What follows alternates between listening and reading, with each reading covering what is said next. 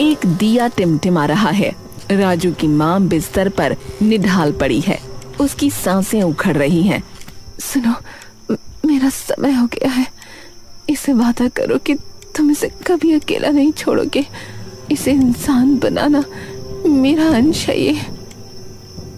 ऐसा मत कहो, हम मिलकर इसे पालेंगे। मुझे वादा करो। मैं वादा करता हूं, इसे माँ और बाप दोनों का प्यार दूंगा। ये कभी अकेला नहीं होगा। माँ की आंखें बंद हो जाती हैं।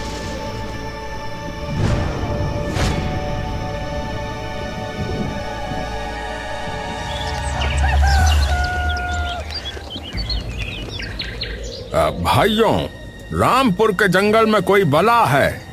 जो भी लकड़ी काटने या शिकार पर जा रहा है वो लौटकर नहीं आ रहा है।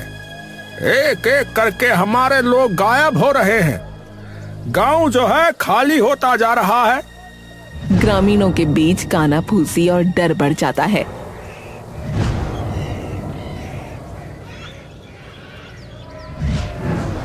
सरपंच जी, ऐसे हाथ पर हाथ धरकर बैठने और डरने से काम नहीं चलेगा।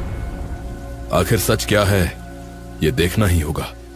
मैं कल सुबह जंगल जाऊंगा और पता लगाऊंगा कि हमारे लोग कहां जा रहे हैं। ये तो बड़ा खतरा है भाई। तुम अकेले जाओगे? नहीं भाई, तुम मत जाओ।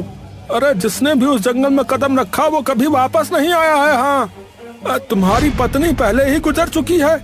अगर तुम्हें कुछ हो गया तो वो तो पूरी तरह अनाथ हो जाएगा भाई। अगर इसे कुछ हुआ तो राजू की जिम्मेदारी मेरी होगी। जब तक मैं जीवित हूं, मैं वादा करता हूं कि राजू कभी अनाथ नहीं कहलाएगा। मैं उसे अपने बेटे की तरह पालूंगा। धन्यवाद सरपंच जी। अब मुझे चैन है। किसी न किसी को तो हिम्मत करनी ही होगी, वरना ये गांव डर डर के मर जाएगा।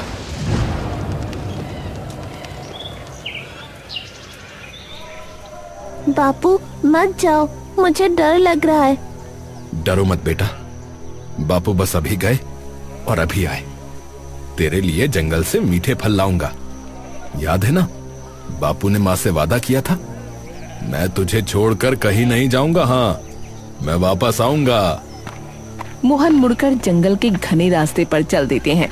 राजू हाथ हिलाता रहता है जब तक वो ओझल नहीं हो जाते।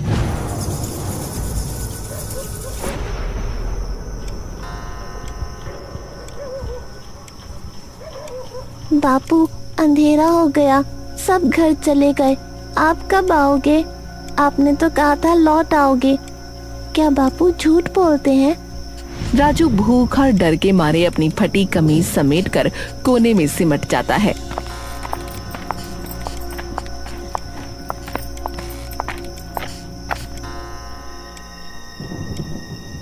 देखो जी, उस वादे के इंतजार में ये मासूम कब से भूखा बैठा है। उस जंगल ने इसके बाप को भी निगल लिया। अब ये कहाँ जाएगा? मैंने इसके बाप को वचन दिया था कि मैं राजू का ख्याल रखूंगा। गांव के सामने किया वो वादा मुझे याद है। हाँ जी, इसे अब और तड़पने नहीं देंगे। आज से ये हमारे घर का बेटा है।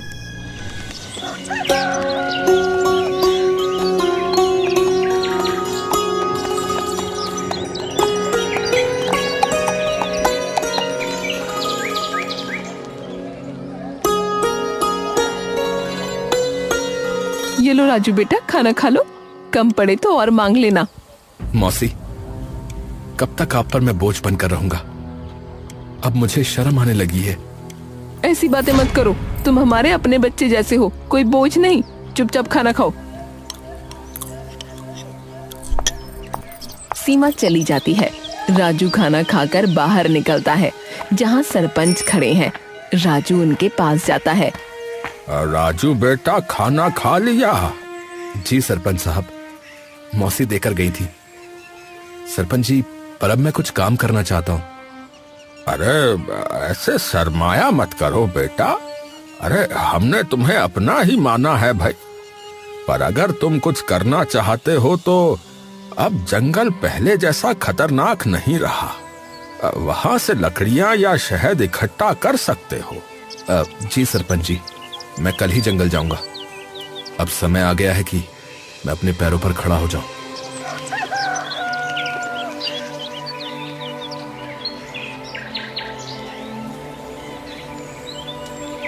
राजू एक कुल्हाड़ी लेकर जंगल में प्रवेश करता है। कुछ भी कहो, सरपंच जी ने बचपन से लेकर अब तक मेरी बहुत मदद की है। अब समय आ गया है कि मैं अपने पैरों पर खड़ा होकर दिखाऊं और अब मैं उनकी सेवा करूं ताकि उन्हें अपनी संतान की कमी महसूस ना हो और वे हमेशा खुश रहें। राजू अभी ये सोच ही रहा था कि अचानक उसकी नजर एक बड़े हरे तोते पर पड़ती है। तोता एक ऊंची डाल पर बैठा उसे बड़े ध्यान से देख रहा था। उसका आकार सामान्य तोतों से बड़ा और रंग गहरा था। उसकी आंखें अजीब सी चमक रही थीं। अरे, ये तोता मुझे इतनी गौर से क्यों देख रहा है? इसका आकार तो बाकी तोतों से भी बड़ा है और देखने में भी ये कुछ डरावना सा लग रहा है। राजू ने अभी इतना ही कहा था कि तभी वो तोता उड़ता हुआ उसके पास आ गया और एक गहरी इंसानी आवाज में बोला, मैं तुम्हें भली भांति पहचानता हूँ। तुम्हारा नाम राजू है और तुम मोहन के बेटे हो। ये कैसे मुमकिन है? तुम तो तोते हो ना? फिर तुम इंसानों की आवाज में कैसे बात कर रहे हो? शायद ये मेरी आंखों का धोखा है। भला कोई तोता इंसानों की तरह बोल सकता है क्या? नहीं, ये तुम्हारी आंखों का धोखा नहीं है। मैं सचमुच बोलने वाला तोता हूँ। असल में मैं भी कभी इंसान था, लेकिन एक तांत्रिक ने मुझे श्राप दे दिया और मैं तोते की शक्ल में बदल गया। मैं तुम्हारे पिता के रहस्यों के बारे में सब कुछ जानता हूँ। वे कुछ समय पहले जंगल गए थे और फिर कभी वापस नहीं आए। अरे, न जाने कौन हो तुम?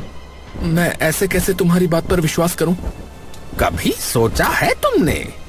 तुम पिछले कई वर्षों से बिना पिता के रहे हो, लेकिन गांव में कोई भी तुम्हारे पिता के बारे में बात नहीं करता। तुम्हारी कोई मदद नहीं करता सिवाय तुम्हारे गांव के सरपंच के। लेकिन मैं तुम्हारे पिता के बारे में सब कुछ बता सकता हूँ। तुम्हारे पिता अभी जीवित हैं और मुझे ये भी पता है कि वो कहाँ हैं। अच्छा, तो बताओ मेरे पिता कहाँ हैं? मैं उनसे मिलना चाहता हूँ। मैं तुम्हें जरूर बताऊंगा, मगर उससे पहले तुम्हें मुझे इस श्राप से मुक्त कराना होगा। राजू को न जाने क्यों उस तोते से अब और भी ज्यादा डर महसूस होने लगा। उसे लगा जैसे ये कोई चाल है। अरे, मुझे तो लगता है कि ये कोई राक्षस है जो मुझे अपने जाल में फंसा रहा है। इससे पहले कि ये मुझे नुकसान पहुंचाए, मुझे यहाँ से भागना होगा। ये सोचते ही राजू तेजी से गांव की ओर दौड़ पड़ा और कुछ ही पलों में अपने घर पहुंच गया। बाप रे, वो जंगल बहुत खतरनाक है। वहां पक्षी भी इंसानों की तरह बोलते हैं। वो जरूर कोई राक्षस ही था। मैं अब वहां पर कभी नहीं जाऊंगा। तभी सीमा मौसी खाना लेकर आती हैं।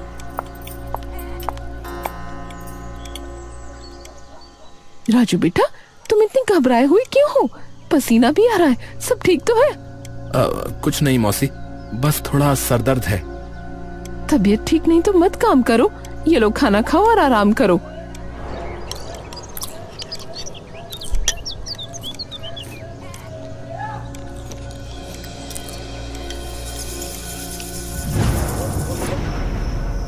राजू खाना खाकर सो जाता है।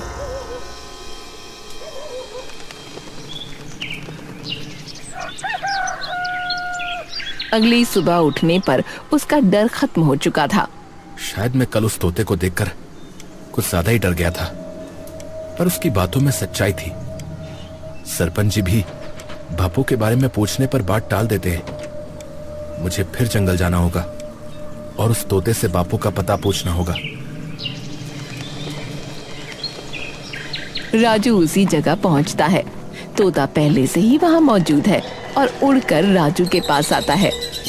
मुझे पता था कि तुम आओगे। तुम अपने पिता मोहन की तरह ही बहादुर हो। मैं सिर्फ बापू से मिलने आया हूँ। बताओ वो कहाँ है? बताऊंगा, पर पहले तुम्हें मुझे श्राप से मुक्त कराना होगा। डरो मत, मैं तुम्हारा दोस्त हूँ। मैं जानता हूँ कि तुम गरीबी से जूझ रहे हो। हाँ, तुम सही कह रहे हो।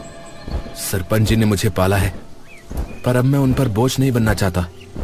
मैं खुद कमाकर उन्हें खुश रखना चाहता हूँ। मैं तुम्हें धन कमाने का रास्ता दिखा सकता हूँ। मेरे साथ आओ।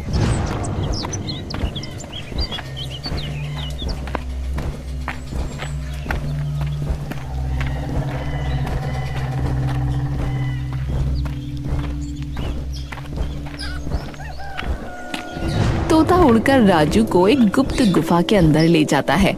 गुफा के भीतर एक बक्सा रखा है। अरे बाप रे, इसमें तो ढेर सारे हीरे जवाहरात हैं। ये सब किसका है? ये सब तुम्हारा है। पहले तुम धनवान बनो, फिर मैं बताऊंगा कि मेरा श्राप कैसे टूटेगा। जब मैं आजाद हो जाऊंगा तब तुम्हें तुम्हारे पिता से मिलवाऊंगा। वे जीवित हैं। मुझे उस दिन का इंतजार रहेगा। याद रखना, मेरे बारे में किसी को कानो कान खबर ना हो, वरना अपने पिता से मिलना मुश्किल हो जाएगा। राजू बक्सा उठाकर खुशी खुशी अपने घर की ओर चल पड़ता है।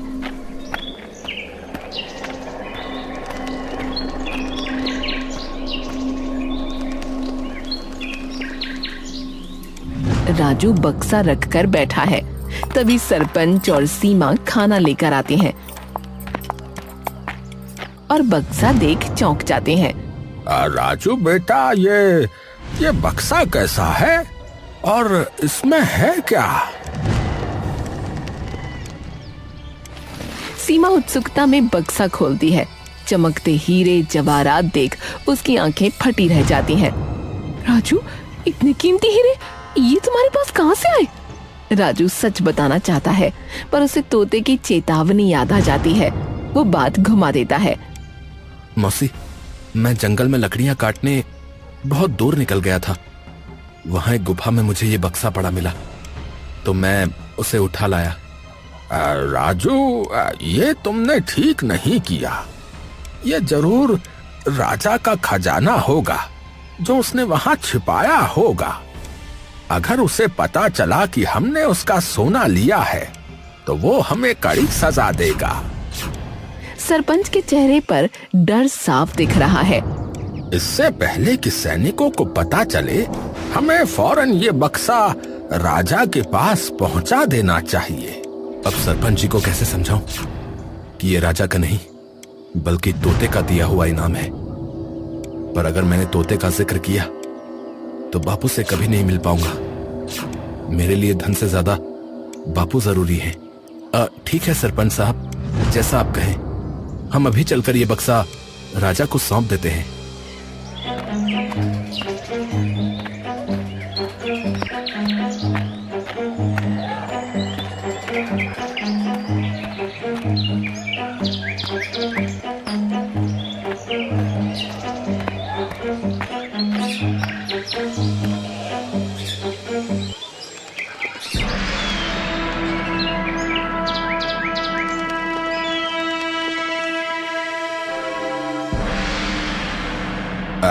राजा साहब, ये मेरा पड़ोसी राजू है। इसे जंगल की गुफा में ये बक्सा मिला। हमें लगा ये आपका है, इसलिए हम इसे तुरंत आपके पास ले आए। यह बक्सा खोलता है। कीमती हीरे देख उसकी आंखों में लालच चमक उठता है। वो जानता है कि ये उसका नहीं है, पर वो इसे छोड़ना नहीं चाहता।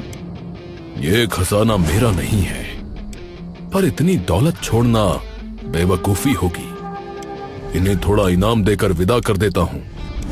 खजाना भी मेरा हो जाएगा और नाम भी होगा। तुम दोनों ने बहुत अच्छा किया। ये बक्सा मेरा ही था, जिसे मैंने वहां सुरक्षित रखवाया था। तुम्हारी ईमानदारी देखकर मैं बहुत खुश हूं। सिपाहियों, इन्हें इनाम के तौर पर कुछ स्वर्ण मुद्राएं दे दी जाए। सिपाही बक्सा ले जाते हैं और उन्हें इनाम की एक थैली देते हैं। सरपंच बहुत खुश है, पर राजू का दिल बैठा जा रहा है। उसे पता है बादशाह झूठ बोल रहा है, पर वो तोते के वादे के कारण चुप रहता है।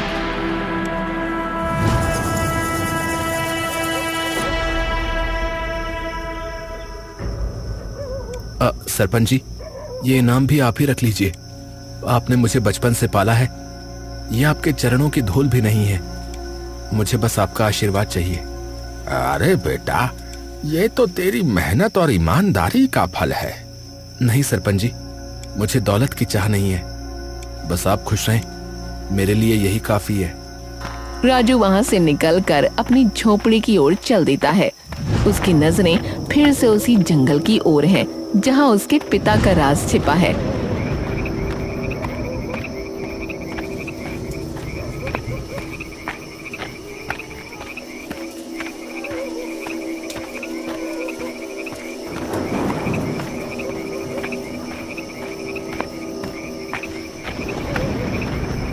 राजू उसी बरगद के पेड़ के पास पहुंचता है, जहाँ एक साधु बैठा है। पुत्र, तुम कौन हो और इस भयानक जंगल में क्या कर रहे हो? मैं मोहन का बेटा हूँ और अक्सर यहाँ आता जाता रहता हूँ। साधु ये सुनकर चौंक जाता है, पर बिना कुछ कहे वहाँ से चला जाता है। तभी उड़ता हुआ तोता राजू के पास आता है। वो साधु तुमसे क्या पूछ रहा था? बस मेरा परिचय पूछ रहा था, मैंने बता दिया। वो साधु नहीं, एक धोखेबाज है। उसने बस वेश ओढ़ रखा है। खैर, तुम मेरे साथ गुफा में चलो।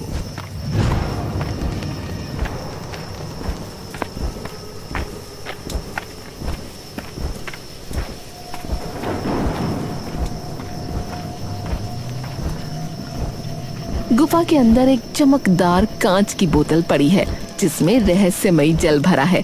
कल पूर्णिमा की रात है। तुम्हें ठीक आधी रात को यहाँ आकर आंखें बंद करके इस बोतल को तोड़ना होगा। तभी मैं शाप मुक्त हो पाऊंगा और तुम्हें तुम्हारे पिता का पता बताऊंगा। क्या मैं इसे अभी नहीं तोड़ सकता? नहीं, ये सिर्फ कल पूर्णिमा की रात को ही मुमकिन है। तोता उड़ जाता है और राजू घर की ओर चल पड़ता है, पर उसे नहीं पता कि वो साधु झाड़ियों के पीछे छिपकर सब सुन रहा था।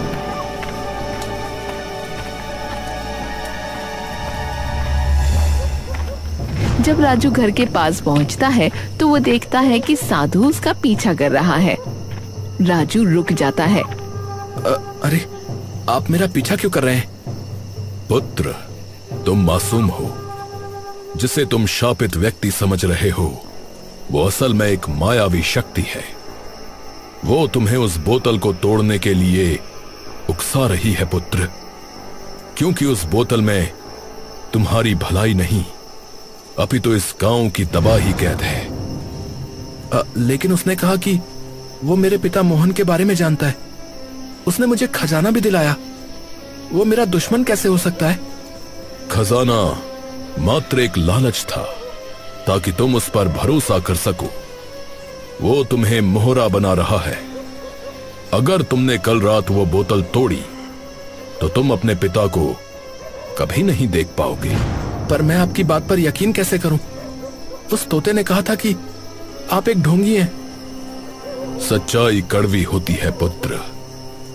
कल रात सावधानी से कदम उठाना। फैसला तुम्हारा है।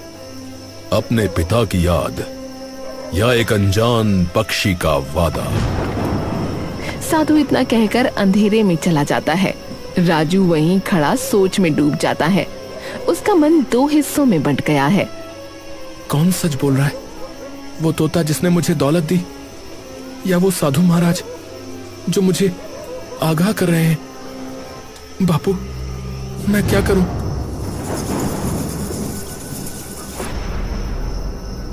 प्रणाम साधु महाराज। आप इस वक्त यहाँ गांव में सब कुशल तो है? नहीं सरपंच जी, अनर्थ होने वाला है। मैंने राजू को रोकने और उसे सच्चाई बताने का बहुत प्रयास किया, परंतु वो उस तोते के माया जाल में पूरी तरह से फंस चुका है। महाराज, क्या वो उस बोतल को तोड़ने जा रहा है? हाँ, वो उसे शाप समझकर मुक्त करना चाहता है। उसे नहीं पता कि यदि वो पिशाच मुक्त हो गया तो इस गांव में वो एक एक करके सबको निकल जाएगा। ये तो बहुत बड़ी तबाही होगी। महाराज, राजू को नहीं पता कि उसके पिता ने अपनी जान पर खेलकर उस बला को कैद किया था। परंतु वो सुनने को तैयार ही नहीं है। उसके मन में अपने पिता से मिलने की तड़प इतनी अधिक है कि पिशाच उसका फायदा उठा रहा है। आप चिंता न करें महाराज, मैं अभी उसके पास जाता हूँ। मैं उसे अपने बापू के बलिदान की पूरी सच्चाई बताऊंगा। वो मेरी बात कभी नहीं टालेगा। सरपंच तुरंत राजू के घर पहुंचते हैं। राजू जंगल जाने की तैयारी कर रहा है। राजू, रुक जाओ। क्या तुम जानते हो तुम कितनी बड़ी आग से खेलने जा रहे हो? सरपंच जी, आप फिर से वही बात करने आए हैं? क्या आप नहीं चाहते कि मेरे बापू वापस आए? बेटा, तेरे बापू वापस नहीं आ सकते क्योंकि उन्होंने खुद को इस गांव के लिए कुर्बान किया था। वो तोता कोई शापित पक्षी नहीं, एक पिशाच है जिसने तेरे बापू को कैद नहीं किया, बल्कि तेरे बापू ने उसे बोतल में कैद किया था। झूठ, सब झूठ है। आपने और इस गांव ने हमेशा मुझे अंधेरे में रखा। उस तोते ने मुझे धन दिया, बापू का पता बताया, और आपने सिर्फ बातें की। कल पूर्णिमा है और मैं उसे आजाद करके रहूंगा। राजू, मेरी बात सुनो। जब तुम्हारे बापू नहीं लौटे तो कुछ दिन बाद मैं खुद अपनी जान हथेली पर रखकर जंगल के बहुत भीतर गया था। क्या आप भी जंगल गए थे? फिर क्या हुआ? वहां मुझे कुछ नहीं मिला सिवाय एक भयानक सन्नाटे के। तभी मुझे वो साधु महाराज मिले। उन्होंने मुझे एक गुफा दिखाई जहां हजारों छोटी छोटी बोतलें थीं। उन बोतलों में इस पिशाच ने गांव के उन लोगों को कैद कर रखा है जो कभी वापस नहीं आए। तो क्या मेरे बापू भी?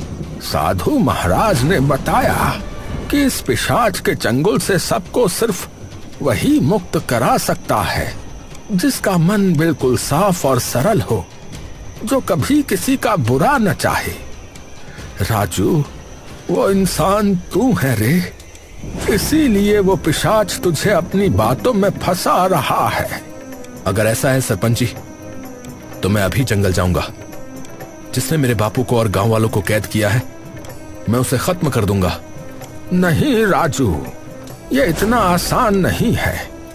वो पिशाच बहुत मायावी है। उसे समाप्त करने के लिए तुझे अपनी हिम्मत के साथ साथ साधु महाराज की शक्तियों और उनके मार्गदर्शन की आवश्यकता पड़ेगी।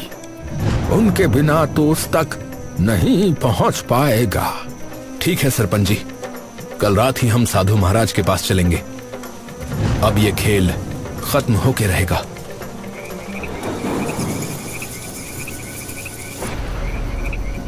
राजू साधु महाराज के पास खड़ा है।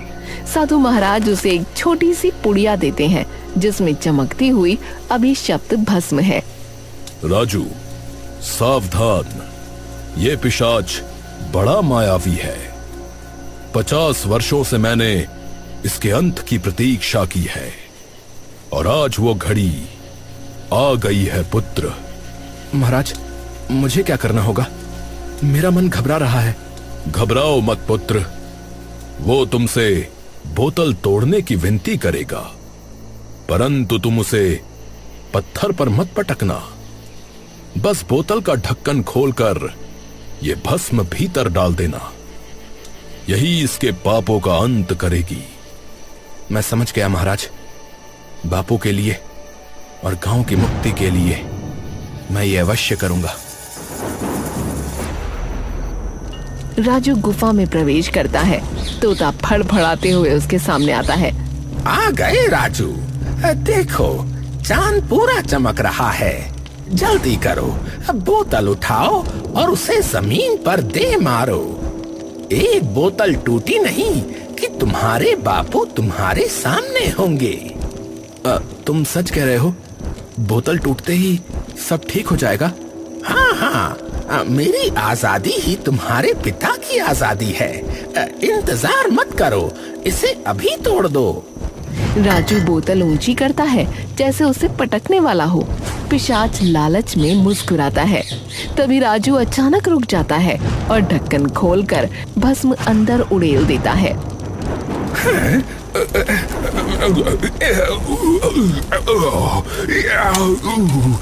नहीं नहीं, ये तूने क्या किया मूर्ख बालक? तूने मुझे धोखा दिया। मैं तुझे भस्म कर दूंगा। धोखा तुमने दिया था। तुमने मेरे बापू और गांव वालों को कैद किया। यह आहुति तुम्हारे पापों के लिए है।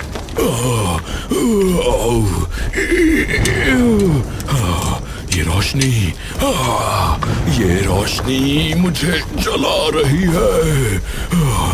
मुझे छोड़ दो। नहीं। पिशाच धुएं के गुबार में बदल जाता है। गुफा में रखी हजारों बोतलें एक साथ झनझना कर खुल जाती हैं। कैद रूहें सुनहरी रोशनी बनकर बाहर निकलने लगती हैं और इंसानी रूप लेने लगती हैं। बापू, बापू आप कहाँ हैं?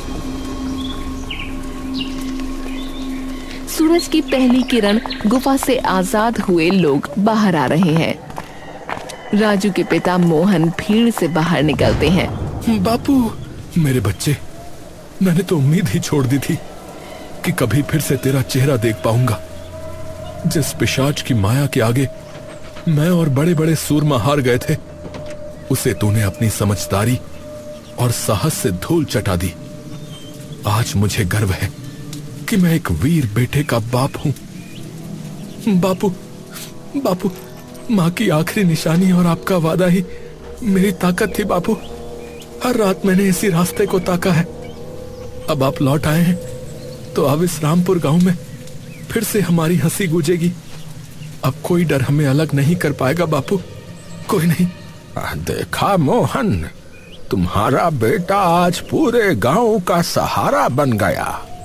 राजू, आज तूने सिर्फ अपने पिता को नहीं बचाया, बल्कि उन अनगिनत पिताओं और बेटों को मिला दिया है जिन्हें उस पिशाच ने बोतलों में कैद कर रखा था।